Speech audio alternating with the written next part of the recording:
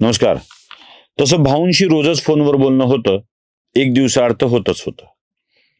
पण यावेळेला भाऊंनी फोनवर एक जुन्या काळातला किस्सा सांगितला. कदाचित त्यांच्या व्हिडिओमध्येही तो आला असेल, पण तो किस्सा मी भाऊंनी सांगितलाय म्हणून तुम्हाला सांगतो आणि त्याच किस्स्याच्या आधारावर पुढचा व्हिडिओ तुम्हाला सांगण्याचा प्रयत्न करतो. पुढचा विषय सांगण्याचा प्रयत्न करतो. त्या काळात म्हणे विजयसिंह मोहिते पाटलांचे वडील शंकरराव मोहिते पाटील अकलूज संस्थानचे प्रमुख होते. शंकरराव मोहिते पाटील म्हणजे बडं मोकळं ढाकळं, अगदी बिनधास्त, अ, गावरान माणूस, अगदी धोतर, शर्ट, कडक इस्त्रीचं घालणारे आणि मुंबईतल्या पत्रकारांना मोकळ्या ढाकळ्या पद्धतीनं स्वागत करणारे. त्यावेळी अकलूजमध्ये बँक ऑफ बडोदाच्या शाखेचं उद्घाटन होतं. त्यामुळं त्यांना बोलावलेलं होतं. या भेटीच्या वेळी शंकरराव मोहितेंनी आपल्या ऐन उमेदीच्या काळातला एक किस्सा सांगितला. ते म्हणाले, की आमच्या गावामध्ये शेतावर मामलेदाराला बोलावण्यात आलं होतं, हुरडा खाण्यासाठी. हुरडा म्हणजे आमच्या लातूर जिल्ह्यात हुरडा पार्ट्या, लातूर, सोलापूर जिल्ह्यात हुरडा विकत नाहीत. बाकी जिल्ह्यात हुरडा विकतात, पण लातूर जिल्ह्यात शक्यतो हुरडा विकत नाहीत. हुरडा पार्टीसाठी शेतावर बोलवून मस्त मोकळं-ढाकळं हुरडा पार्ट्या करायची सवय आहे. यावर्षी झालेल्या गारपिटीमुळे हुरडा येणार नाहीये. त्यामुळं माझ्या शेतावर हुरडा असला तरी तो तुम्हाला बोलवता येणं जरा अवघड आहे. कारण तो आता पडला खाली गारपीट झाल्यामुळं. ज्वारीचं नुकसान झालं खूप मोठ्या प्रमाणावर. तर या हुरडा पार्टीला त्यांनी मामलेदाराला बोलावलं होतं, कारण मामलेदाराकडून काम करून घ्यायचं होतं. काही मामलेदाराकडून कामं करून घ्यायची असतात, मग खुश करायचं मामलेदाराला, हुरडा खाऊ घालायचा, जेवण खाऊ घालायचं आणि काम करून घ्यायचं होतं. मामलेदार हुरडा खायला बसले, घोंगडी टाकण्यात आलेली होती. शेतकरी आपला त्या आकटीमध्ये कणसं भाजत होता. आपल्या हातानं असं असं करून चोळून देत होता. फुंकून द्यायचं, मामलेदाराला द्यायचं ना, फुंकून-बिंकून गोंडर काढून मधलं द्यायचं. एवढ्यात मामलेदाराचा शिपाई तिथे आला आणि त्यानं, "साहेब तुमच्यासाठी एक लखोटा आलाय आणि अर्जंट आहे" म्हणून सांगितलं. म्हणाले, "उघड की, माझ्या हातात हुरडा आहे." "उघड." "नाही साहेब तुमचा आहे." "नाही उघड" म्हणाले. उघडला आणि उघडल्यावर त्यांनी सांगितलं, "अरे काय झालंय वाच" म्हणलं. "साहेब तुमची ट्रान्सफर झाली आहे, बदली झाली आहे आणि तुम्हाला आजच रुजू व्हायला सांगितलंय." ज्या क्षणी बदली झाली आहे हे वाक्य हुरडा भाजणाऱ्या माणसाने ऐकलं, त्याच्या हातामध्ये ते असं हुरडा फुंकण्यासाठी चालू होतं. त्यानं तो हुरडा असा मुठीत दाबला आणि "थूत त्याच्या आईला" म्हणून तो मातीत टाकून दिला. भाजलेल्या हुरड्याचं मातेरं झालं होतं. का? कारण मामलेदाराची बदली झाली होती आणि आजच रुजू व्हायला सांगितलं होतं. याच्याकडून जे काम करू याला जे त्याच्याकडून काम करून घ्यायचं होतं, ते होणार नव्हतं. ते "तूच तुझ्या आईला" म्हणून टाकून दिलं आणि मातेरं केलं. मामलेदार शेतावर यावा, आपलं काम ऐकण्याच्या मूडमध्ये यावा आणि त्या मामलेदाराच्या एकूणच माती व्हावी आणि मग "थूत तुझ्या आईला" अशी जी त्या शेतकऱ्याची उत्स्फूर्त प्रतिक्रिया येते. तो "थूत तुझ्या आईला" हे मामलेदाराला म्हणत नसतो, स्वतःच्या नशिबाला म्हणत असतो. अरे सगळं जमलं होतं. गेलं मातीत सगळं म्हणून तो मातीत टाकून देतो. हे ते गडबड होती आणि तशीच गडबड राजकारणात मला आत्ता बघायला मिळतेय. सगळं जुळवत आलं होतं आणि सगळं गेलं आणि मग "थूत तुझ्या आईला" म्हणून तो हुरडा टाकून द्यायची वेळ आली आणि ती वेळ आली आहे.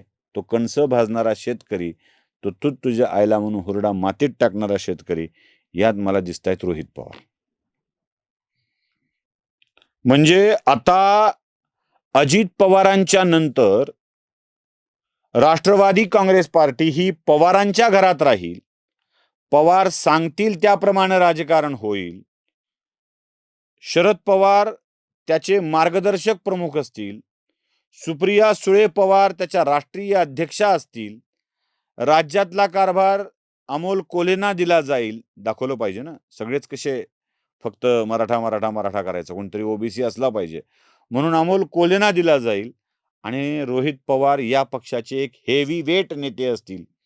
हे जे काही सगळं डोक्यात होतं ना, ते विस्कटलं.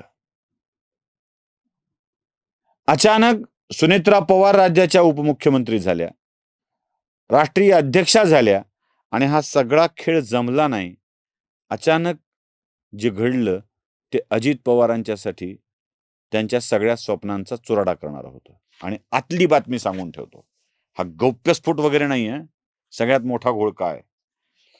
भाजपच्या वतीनं स्पष्टपणे सांगण्यात आलं होतं, विलिनीकरण करायचंय तर करा, आमचं काय म्हणणं नाही. पक्ष तुमचा, कुटुंब तुमचं, निर्णय तुमचा. पण विलिनीकरण झालं तर राज्यात मंत्री करताना आम्ही रोहित पवारांना मंत्री म्हणून घेणार नाहीत. हे का नाही मग? तो तुझ्या तसा आहे ते. जर सरकार येणार असेल, आपल्याला सरकारमध्ये सहभागी व्हायला मिळणार असेल आणि मंत्री होणार नसू तर काय? अजून एक सांगतो दुखणं काय ते, खरं दुखणं कसं असतं ते पण सांगतो. समजा या राज्यसभा निवडणुकीमध्ये नरेंद्र मोदींनी आपल्या राजकीय गुरुला गुरुदक्षिणा द्यायचं ठरवलं असेल. म्हणजे मोदी म्हणाले की जर शरद पवार उभे राहणार असतील तर ही निवडणूक आपण बिनविरोध करूया. काय हरकत आहे? 7 जागांची निवडणूक आहे. 6 तर महाविकास आघाडी महायुतीच्या येणारच आहेत. 1 जागा द्यायची आहे. त्यांनी ठरवायचंय काय करायचं ते. देवेंद्र फडणवीस म्हणाले होते बघा, 6 तर आमच्या येणारच आहेत. 7वी तुमची आहे. बघा काय करायचं ते ठरवा. तो त्यांचा प्रश्न आहे. आणि तुम्ही ठरवणार नसाल तर मी 7वा आणणारच आहे. हा त्याचा अर्थ असतो. पण शरद पवार जर येणार असतील तर आपण त्यांची ज्येष्ठता, त्यांचं वय या सगळ्याचा विचार करून बिनविरोध आणू हा विचार फडणवीसांनी मांडलेला असू शकतो. आता या सगळ्यात एक मोठा घोळ. पुन्हा लोक म्हणतात भाजपल्यांना काय बुद्धी सुचते काय. मी नीट सांगतो. उदयनराजेंना खासदार केल्याबरोबर शरद पवारच म्हणाले होते की पूर्वी छत्रपती पेशव्यांची नियुक्ती करायची, आता पेशवे छत्रपतींची नियुक्ती करू लागलेत. काय दिवस आलेत?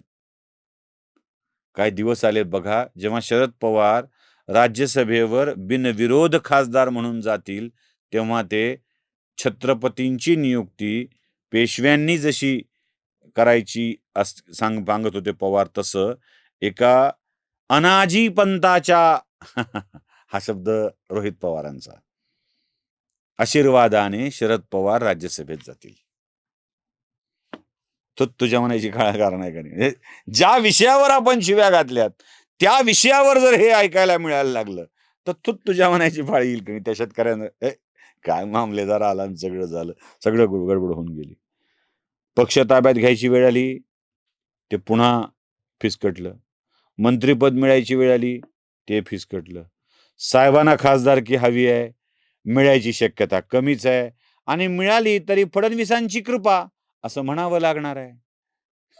ह्याच्यामुळं इतकी वाईट अवस्था अजून मी कोणाची बघितलेली नव्हती. आणि हा जो जळफळाट, चिडचिड, आदळापट, ती आदळापट रोहित पवारांच्या वागण्यातून पुन्हा पुन्हा दिसू लागलेली आहे. हे आपल्या लक्षात येईल. नमस्कार. धर्म जागृतीचा विधायक बुरुज